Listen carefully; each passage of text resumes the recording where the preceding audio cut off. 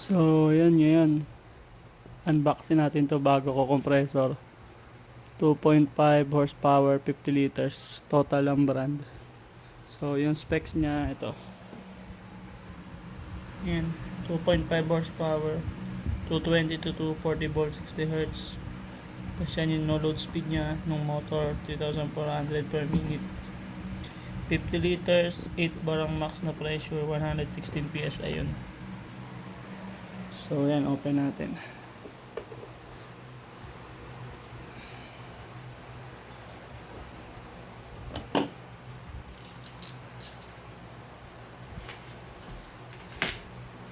Yan. So, yung laman,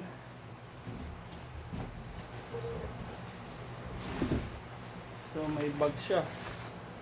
May bag. Bali, ang presyo pa nito original is 8,000.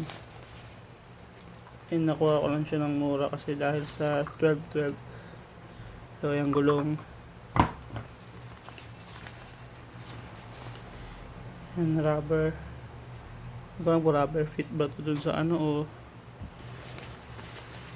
tsaka yung dalawang tornilyo ng gulong. So medyo malaki siya sa kesa dati natin.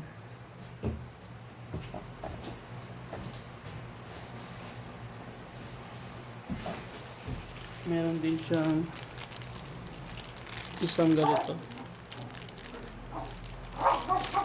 Pero bumili ako nitong iba kasi yung dati ko walang kasama nito. So ito may kasama pa lang isa.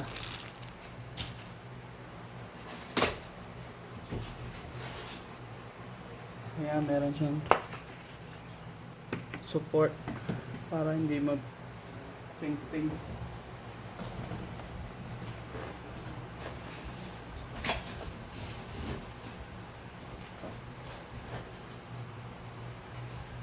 So, paano ba natin ito ilain?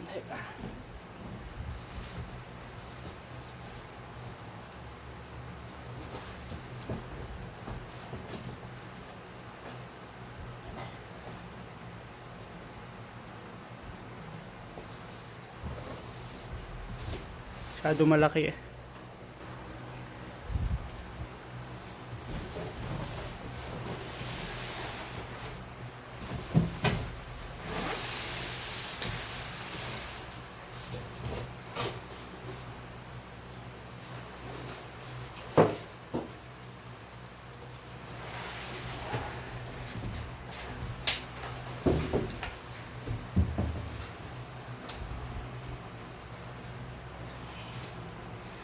Medyo mabigat siya.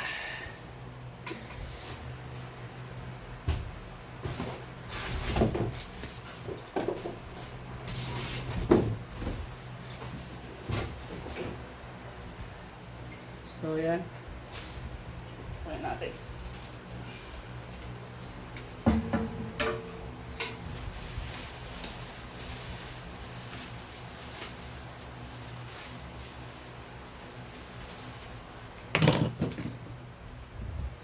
So, ayan.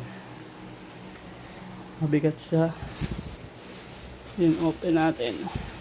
Medyo may oil. Baka natapon yung oil.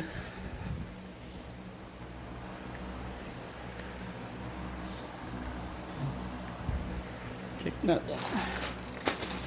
Then ito, air filter tsaka yung takip dito. Ayan. Air filter tsaka takip. And then hindi pa nakalagay yung kanyang oil. Ito. Ayan. Then may adjustment siya ng ganun din tulad sa dati natin. Kung ilan gusto mong pakawalan, pwede mong i-adjust dito. Then ito, on and off. So yan, yung gauge niya is bali limit talaga niya yung 116 PSI limit niya. So mga 8 bar lang tayo. I-adjust din natin yan. Tulad nung video ko na pag-a-adjust ng pressure nito. I-adjust ko rin to. So dumating kasi ito nakabaliktad. Buti hindi nabasag din to. So may fan din siya dito sa loob. Tingnan natin. Yung dati ko kasi meron siyang breaker. So eto. Tingnan natin kung may breaker din. Ayun, meron din. Ayun, sa gilid. Ayan o. Push in to start the protection. May breaker din. So ayan, malangis siya. Hindi ko alam kung baka natapon nga yung nandito. Ayan, kasi may mga bakas siya dito. Baka natapon yung ayan o. Parang may laman na siya dun. So ayan, lagkit tuloy. So same lang din. Ayan, may safety pin. Kapag over na naman tayo sa pressure, automatic yan. So ayan, may adjustment. May on and off na bulb. So ayan, bumili rin ako ng 2 fittings nito dito para sa quick release. Meron din siyang drain sa baba. May drain din, ayan. Tulad din sa dati, panoorin nyo lang yung video ko nun. So halos pares na pares lang talaga siya. Kaibahan, mas malaki talaga itong tangke nito. Nabibitin kasi ako dun sa dati. Mabilis siyang maubusan. Nagpintura kami ng gate, tuloy-tuloy lang yung andar niya. So sana ito hindi na magkaganon. So yan, i-assemble ko na lang. So yan, check natin laman ng filter. Ayan, parang same lang lang sa motor.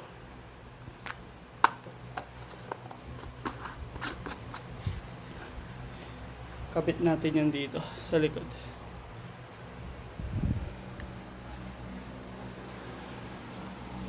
Dito.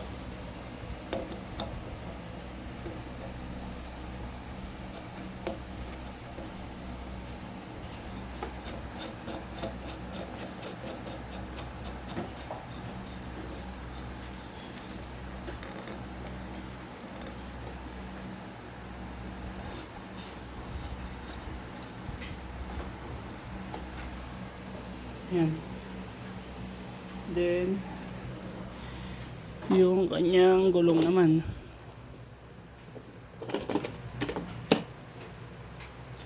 Ito yung mga gulong. Ito.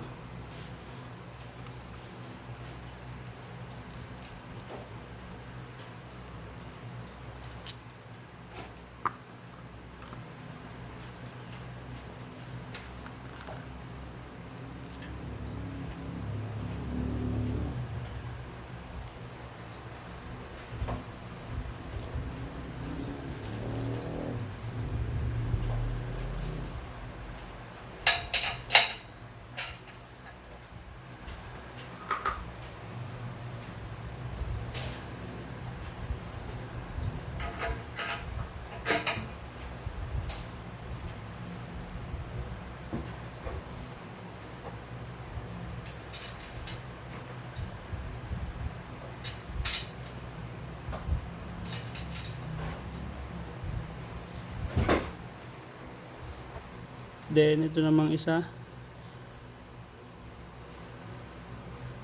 yung rubber na pit nya.